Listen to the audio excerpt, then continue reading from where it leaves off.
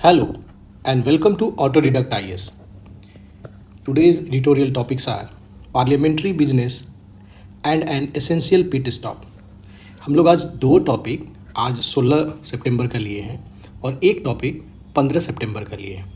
ठीक है, ये तीनों हैंड रिटन में ही है। तो पहला तो ये हो गया। दूसरा है हमारा climate action that run on cooperative federalism, ये भी बहुत अच्छा टॉपिक है। और तीसरा है the future of old time in India. और इससे पहले हम लोग आगे पहला टॉपिक पे जाएं। आप हम लोग हमारा चैनल 500 तक पहुंच चुका है, सब्सक्राइबर हो चुके हैं। तो मैं चाह रहा हूं कि अपने बारे में आपको कुछ बता दूं। ठीक है, तो देखिए मेरा नाम अरुण कुमार है और ये मेरा प्रोफाइल है कि हम पिछले 6 साल से जीएस और ऑप्शनल जो है सिर्फ यूपीएससी के लिए पढ़ा रहे हैं। ठीक है, उसके बाद मैं बीटेक किया हूँ इलेक्ट्रॉनिक्स एंड इंस्ट्रूमेंटेशन से। 2 बार यूपीएससी लिख चुका हूँ 15 और 16 में। और ये हमारे टीम मेंबर हैं जो ऑटोडिडक्ट आईएएस के जो टीम है, आप चाहो तो इनसे प्रोफाइल देख सकते हो। ठीक है, तो हम लोग चलते हैं। ये बेसिकली बताना इसलिए ज़रूरी हो जाता है कि आपको थोड़ा फेथ हो कि जो बता रहे हैं वो सही है, गलत ना है। ठीक है, तो हम लोग पहला टॉपिक से स्टार्ट करते हैं। चलिए देखिए, पहला टॉपिक है हमारा parliamentary business and essential pit stop. देखिए इसमें ये बेसिकली आप देखिएगा हर एक बार मतलब पहले अल्टरनेटिवली एक बार क्वेश्चन जरूर पार्लियामेंट्री कमेटी से क्वेश्चन आ जाता था। ठीक है, तो उसी पे है, तो इस पे ज़्यादा है नहीं। जो अभी हाल फिलहाल में जो पार्लियामेंट्री स्टैंडिंग कमेटी के पास जो बिल जाना चाहिए था वो बहुत कम हो गया है। उसी पे ये बताया जा रहा है कि इसको कैसे ठीक किया जा सकता है। और पार्लियामेंट्री स्टैंडिंग कमेटी जो है, जैसे departmental related parliamentary standing committees का इसके बारे में बताया जा रहा है कि ये क्यों ज़रूरी है। पहला बात कि ज़रूरी क्यों है, और दूसरा अभी जो ये घट रहा है उसको कैसे हम लोग फिर से इन्हांस कर सकते हैं, मतलब उसका रेलेवेंसी कैसे बनाए रख सकते हैं। ये पूरा आर्टिकल इसी चीज़ पे है। एक तो इम्पॉर्टेंट बताया और दूसरा इसको कैसे सही किया जा सकता है। तो 5 से 6 पॉइंट राइटर बताते हैं कि ऐसे ऐसे किया करेंगे हम लोग तो सही हो जाएगा। ठीक है, इससे ज़्यादा जानने की ज़रूरत है नहीं।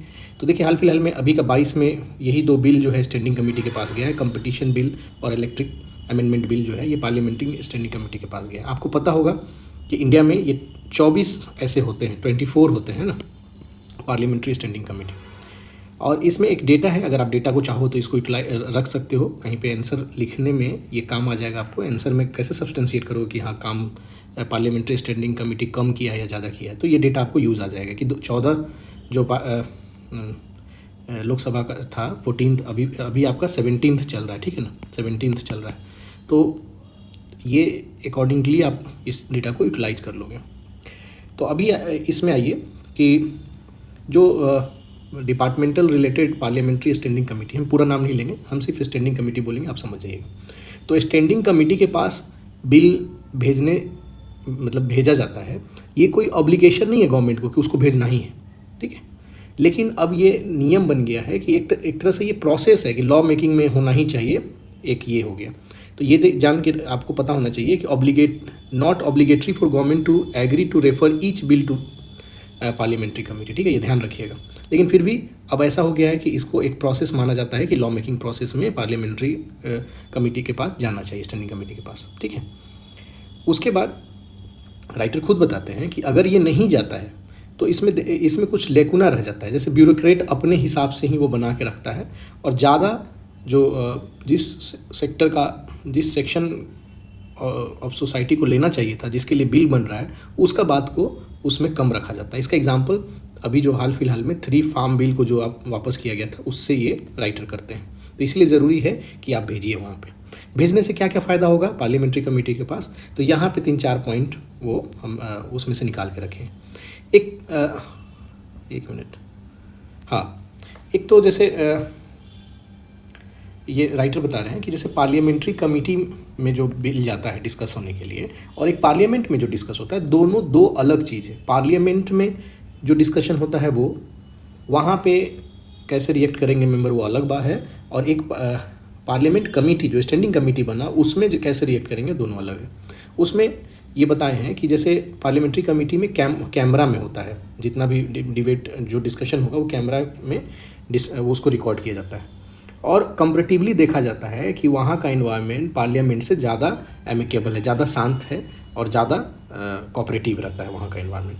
पार्लियामेंट में अपोजिशन और रूलिंग दोनों में अब लड़ाई चलते रहता है। तो ये चीज़ यहाँ बताएं, ठीक है। दूसरा ये बताएं हैं कि अगर वहाँ जाता है पार्लियामेंट कमेटी में तो नो डाउट उसमें कुछ एडिशन ही होगा, कुछ अच्छा लेजिस्लेशन जो है वो ज़्यादा कुछ एडिशन करके उसको अच्छा बनाने का कोशिश किया जाएगा, ठीक है। उसके बाद ये भी बोलते हैं कि मेंबर वहाँ पे पार्लियामेंट जैसा नहीं कि अपोज करते हैं कि आप ये नहीं आएगा। यहाँ पे मेंबर चाहते हैं कि कंसेंसस बिल्डिंग हो, कुछ रिजल्ट पे हम लोग पहुँचें, ठीक है।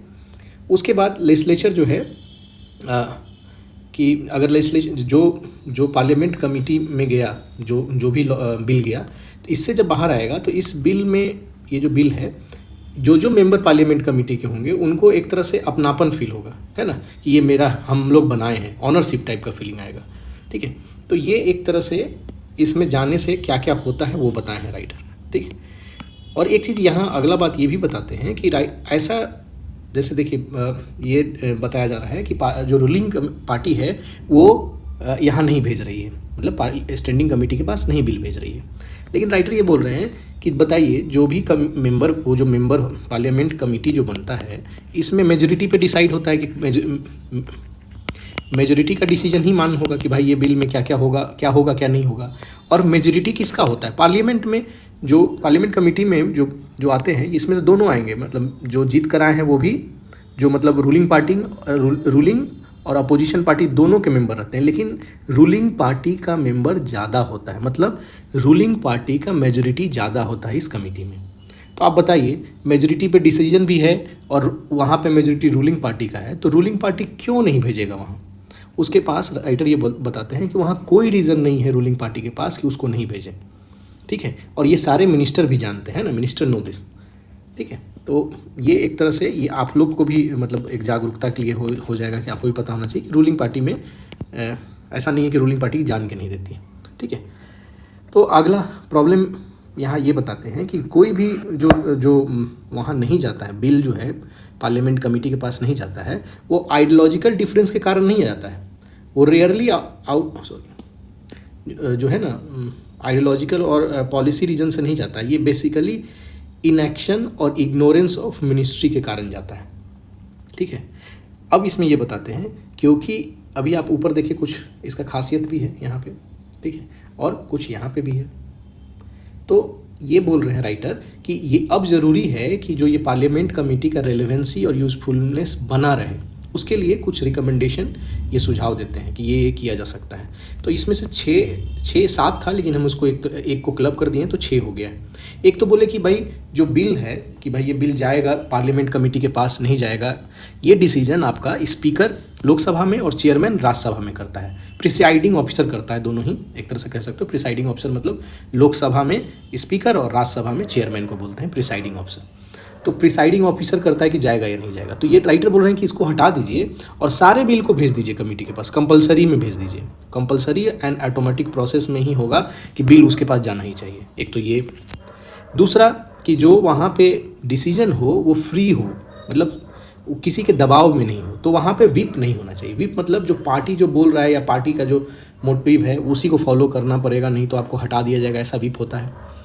तो उस विप का वहाँ पे उस कमेटी के अंदर में डिस्कशन जब हो रहा हो तो विप का कोई वहाँ पे रोल ना हो, वहाँ पे मेंबर जुडिशियली और रीजनेबल डिसीजन ले, ठीक है ना। तो एक दूसरा बात ये हुआ।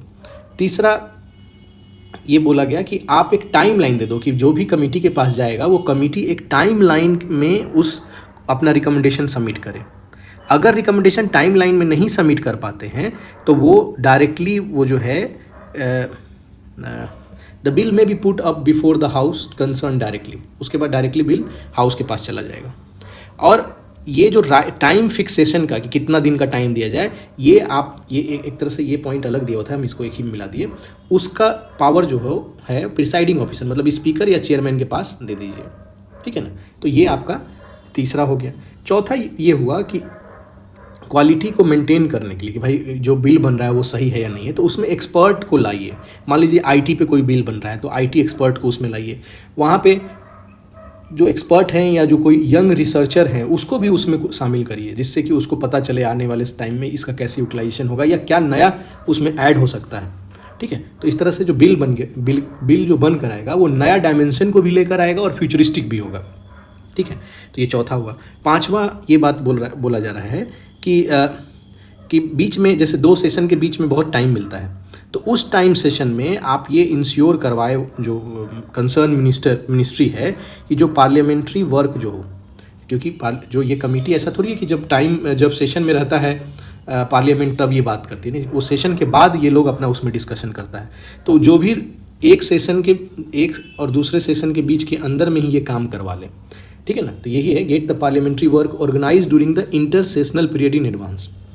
छठा है, committee should not limit them से। हाँ, इसमें एक बजट के बारे में बात किया है कि बजट में सिर्फ ऐसा नहीं बोल दे कि भाई ये सिर्फ डिस्कशन करके बजट को छोड़ दे, उसमें सजेशन भी देने के लिए बोला गया कि कमिटी को जब बजट का बात करे तो उसमें सिर्फ डिस्कशन नहीं करे, वो सजेशन भी बताए कि क्या किया जा सकता है ना, नया कोई इनिशिएटिव लिया जा सकता है क्या, जो कि एक पीपल फ्रेंडली मेजर कोई हो, वो भी आप उसमें इंक्लूड कर सकते हो। जब सजेशन देने का उसमें जगह रहेगा तो ये भी कर सकता है। तो ये 6 पॉइंट है जिसमें कि ऐसे ये पॉइंट अगर अप्लाई करेंगे तो जो हमारा पार्लियामेंट्री स्टैंडिंग जो ये कमेटी है उसका रेलेवेंसी को हम लोग फिर से बहाल कर सकते हैं, ठीक है। तो ये एक क्वेश्चन बन सकता है, जेन्युइन क्वेश्चन ये है, ये गवर्नेंस से या पॉलिटी दोनों में से ये क्वेश्चन बन सकता है, मेंस पर्सपेक्टिव से बता रहे हैं। और वहाँ पे ये 6 पॉइंट बहुत ही कारगर होंगे। 6 क्या, ये सारे पॉइंट आपको आंसर में कारगर होंगे, मतलब ये एक परफेक्ट आंसर के लिए जितना आप लिखे हैं वो सारा काम आ जाएगा आपको, तो इसको ध्यान रखिएगा, ठीक है। अगला हम लोग चलते हैं climate action that run on cooperative federalism, ठीक है। तो अभी हाल फिलहाल में ये बेसिकली इलेक्ट्रिक बसेस खरीदाया है, 5450 इलेक्ट्रिक बस जो है 5 जो सिटी है, 5 स्टेट बोल सकते हो, वो मिलकर एक साथ सेंट्रलाइज प्रोक्यूरमेंट हुआ है। मतलब ये सेंट्रल गवर्नमेंट साथ में एक तरह से मैनेज किया है। सेंट्रल गवर्नमेंट का एक एजेंसी है conversion energy service limited, nodal agency है, वही इस सेंट्रलाइज खरीदारी किया है, उसको ये अंजाम दिया है, ठीक है। तो इसमें यही बात कर रही है राइटर जो बोल रही हैं कि ये एक तरह से कोऑपरेटिव फेडरलिज्म है, बहुत अच्छा एग्जांपल है कोऑपरेटिव फेडरलिज्म को, इसको आगे हम लोग फर्दर इन्हांस किया जा सकता है, ठीक है ना। अब आगे चलते हैं, इसमें और पता चलेगा कि जैसे हम लोग अभी 5450 लिए हैं और हमारा एम्बिशन ये है कि 2030 तक हम इसको बढ़ाकर 50,000 तक का बात चल रहा है। 40 सिटी में 50,000 इलेक्ट्रिक बस हम लोग लाना चाह रहे हैं। तो इसका फ़ायदा क्या होगा? तो ऑफ कोर्स फ़ायदा आपको पता ही होगा कि एयर पोल्यूशन घटेगा, इलेक्ट्रिक बस रहेगा तो हम लोग पेट्रोल और डीजल नहीं यूज करेंगे, मतलब हम लोग क्रूड ऑयल इंपोर्ट हमारा कम हो जाएगा, ठीक है ना। अगर ये कम होगा तो करेंट अकाउंट डिफिसिट हमारा कम हो जाएगा। करेंट अकाउंट डिफिसिट जो है वो डिफिसिट हम लोग नहीं रहेंगे, तो बैलेंस शीट जो इंडिया का जो बैलेंस शीट है वो ज़्यादा अच्छा हो जाएगा, ठीक है। और एक तरह से एक तो ये हो गया। दूसरा कि जो अगर हम इलेक्ट्रिसिटी बस ला रहे हैं तो उसका मैन्युफैक्चरिंग वगैरह हम बनाना स्टार्ट करेंगे उसके लिए, तो हमारा एक तरह से मैन्युफैक्चरिंग में बढ़ोतरी होगा, है ना। डोमेस्टिक मैन्युफैक्चरिंग में इस पर काम किया जाएगा तो जॉब भी क्रिएट होगा, ठीक है ना। तो ये सारा है। और अगर मैन्युफैक्चरिंग बना रहे हैं तो इंपोर्ट भी कर सकते हैं, इलेक्ट्रिक बस बाहर भेज सकते हो आप। तो ये सारा हमारा फ़ायदा है इलेक्ट्रिक बस का यूटिलाइजेशन का। तो कहीं पे भी यूज़ करने आएगा तो अगर छोटा आएगा तो कॉमा कॉमा देकर लिख दीजिएगा, अगर बड़ा इसी पे आ जाए तो इसको थोड़ा सा आप एलोबरेट कर दीजिएगा, ठीक है। अब इसमें एक और चीज़ देखने को मिला कि कॉस्ट पर मतलब किलोमीटर अगर देखो तो जो अब इलेक्ट्रिक बस का है डीजल के हिसाब से 40% लेस है और CNG से 34% लेस है। तो कॉस्ट इफेक्टिव भी हुआ ये, इसके में एक और भी आप जोड़ सकते हो, कॉस्ट इफेक्टिव ट्रांसपोर्टेशन हो गया, ठीक है। अब इससे रिलेटेड कोई हमारे पास एक फेमा करके स्कीम था, 2011-12 का ही ये स्कीम है। तो इसमें क्या था, फेमा 1 फेमा 2 भी आ चुका है। तो फेमा में क्या, इसका फुल फॉर्म होता है fast adaptation and manufacturing of hybrid electric vehicle in India, ठीक है ना। और इसको लॉन्च किसके अंदर में किया था, national mission on electric mobility 2011 और नेशनल इलेक्ट्रिक मोबिलिटी मिशन 2020, जो कि आपका 13 में स्टार्ट हुआ था, ठीक है ना, इनोग्रेट हुआ था। इसी के तहत में ये हमारा मतलब एक तरह से आप इलेक्ट्रिक व्हीकल का अगर नाम आए या कहीं लिखना हो तो फेमा को आप ना भूलें, ठीक है ना, फेमा नहीं भूलना है, ठीक है। अब आते हैं हम लोग इसमें कि जो ये स्कीम जो है जो फेमा वाला है, ये एक तरह से रिलायबल, अफोर्डेबल और इफेक्टिव इलेक्ट्रिक हाइब्रिड व्हीकल को इनकरेज करता है, ठीक है। अब जो अभी सेंट्रलाइज प्रोसेसिंग हुआ, सेंट्रलाइज प्रोक्यूरमेंट हुआ, वो सक्सेस हुआ। तो वो सक्सेस का 3 कारण है। एक तो कोलैबोरेशन, एक पेस कि एकदम जल्दी से ये काम हुआ, ऐसा नहीं कि जो गवर्नमेंट का काम एकदम लेट से, अगर आज टेंडर हुआ तो फिर बाद में वो होगा, फाइनल होते होते 4-5 साल लग जाता, तो ऐसा नहीं हुआ, जल्दी में हुआ। ट्रांसपेरेंसी भी मेंटेन रहा, ठीक है ना। तो ये 3 जो है पिलर था इस सक्सेस के पीछे, ठीक है ना, ध्यान रखिएगा इस बात को। अब इससे एक तो और है कि जैसे ये क्लीन पब्लिक ट्रांसपोर्ट जो है अगर आपको चाहिए, इसमें मतलब कि और क्या चाहिए, मतलब क्या रिक्वायर्ड है। इतना तो होने के बाद भी कि अगर हम चाहते हैं कि इंडिया में क्लीन पब्लिक ट्रांसपोर्टेशन हो तो उसके लिए ज़रूरी है कि आप मैन्युफैक्चरिंग बढ़ाइए। दूसरा है डोमेस्टिक, जो क्योंकि ये बैटरी पे चलता है तो बैटरी प्रोडक्शन होना चाहिए। इसमें आप R&D भी कर सकते हो, डोमेस्टिक बैटरी प्रोडक्शन है ना, R&D भी लिख सकते हो, research and development in battery.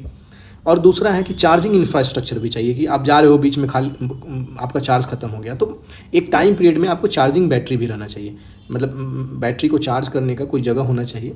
तो एक ये चीज़ पे बात हो रही है कि ये सब रिक्वायर्ड हमको चाहिए इंडिया में इंफ्रास्ट्रक्चर। उसके बाद इसके अलावा आपको स्टेट का जो फाइनेंशियल, क्योंकि आपको जब खरीदारी करने जाना होगा पब्लिक ट्रांसपोर्ट में जो बस होता है वो अधिकांशतर जो बस है स्टेट के पास है। और स्टेट का जो अगर आप फाइनेंशियल देखोगे, financial status of transport authority, तो उसका बहुत ख़राब स्थिति है। तो उसको भी हमको इन्हांस करना होगा, ठीक है। फाइनेंशियल इंस्ट्रूमेंट ऐसा कुछ बनाना होगा कि जिसको उसको हम लोग सपोर्ट कर सकते फाइनेंशियली, ठीक है। इसी में ये बात हो रहा है कि अगर हम 50,000 ई बस लाना चाहते हैं तो इसके लिए ज़रूरी है कि सारा जो, जैसे अभी जो हम लोग 5,450 में जो काम किए हैं वो वही चीज़ हमको करना पड़ेगा अप्लाई, अगर हम 50,000 ई बस चाहते हैं, है ना। इंटर मिनिस्ट्रियल यूनियन और स्टेट में कोलैबोरेशन ये ज़रूरी है ना, तभी जाकर हम लोग ग्रीन और इंक्लूसिव इकोनॉमिक डेवलपमेंट हम लोग अचीव कर पाएंगे, ठीक है। तो ये एक छोटा सा टॉपिक था, लेकिन हम उसमें बहुत बड़ा है, इतना ही काम का जो चीज़ है वो हम यहाँ लिखें, ठीक है ना। और इसके बाद आपका जो यहाँ पे एक लास्ट जो लाइन है ये अब आंसर में कंक्लूजन के लिए है, तो यहाँ दिया हुआ है कि भाई एक, हाँ लास्ट लाइन ही, कि जैसे अगर आप एक्सेस सेंट्रलाइजेशन होगा तो दिक्कत होने लगेगा, क्योंकि इंडिया में डाइवर्सिटी है।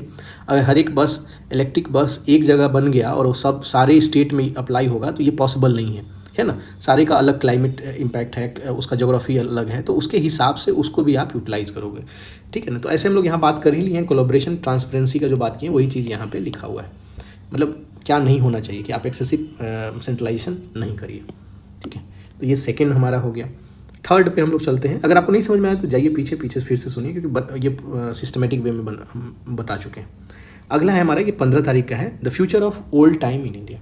अब ये बहुत अच्छा है, अगर ये डेटा है ये आप अगर डेटा कॉपी बनाए हुए हो तो ये डेटा कॉपी में ये डाल ही दीजिएगा, ठीक है। अगर आप अब एक दिन हम एक 5-10 मिनट लेंगे, डेटा कॉपी आप लोग जो नए बच्चे हैं उसके लिए ज़रूरी है कि डेटा कॉपी बना के रखें, ठीक है।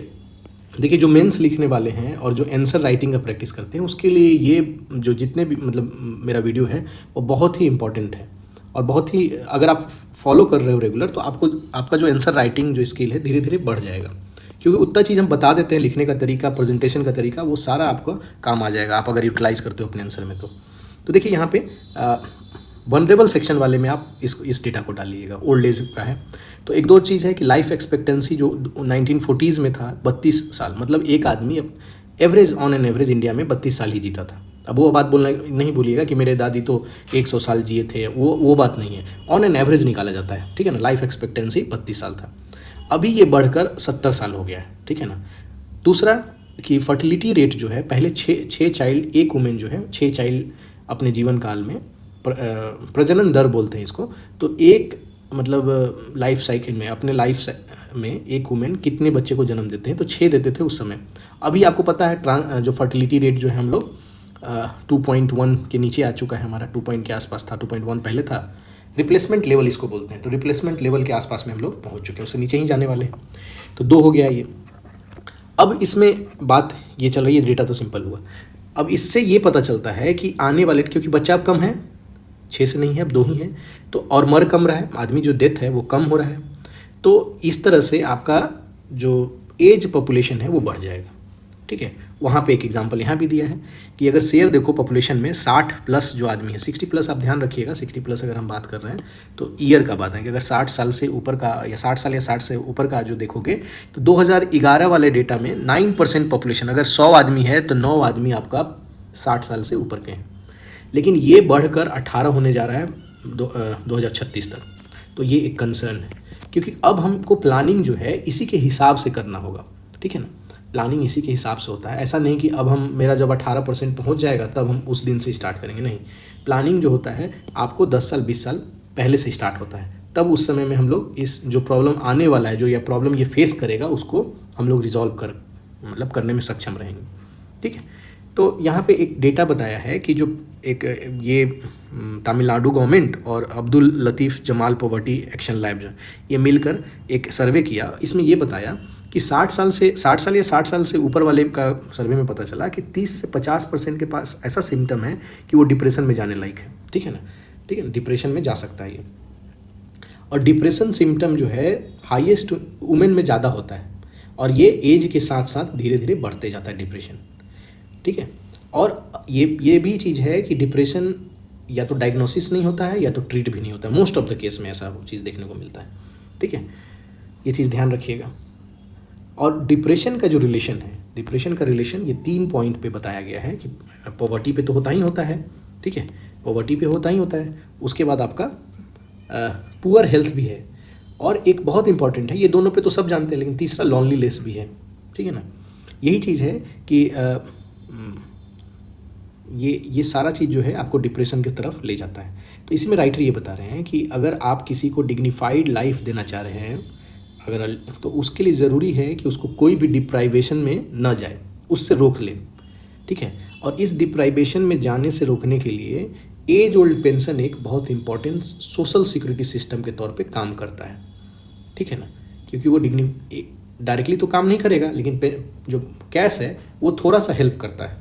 तो यही बात बोल रहे हैं कि पेंशन, ओल्ड एज पेंशन जो है वो ज़रूरी हो जाता है। ठीक है, अब इसमें ही अगर इंडिया ये, और ये थ्रू आउट द वर्ल्ड चल रहा है, अराउंड द वर्ल्ड इस चीज़ को माना गया है, और इंडिया में भी हम लोग चला रहे हैं।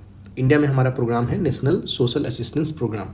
ठीक है, ये हमारा मिनिस्ट्री ऑफ रूरल डेवलपमेंट के अंतर्गत चलता है ये, और इसमें टारगेटेड है, मतलब ये एलिजिबिलिटी है जो बिलो पॉवर्टी लाइन है उसी को दिया जाता है।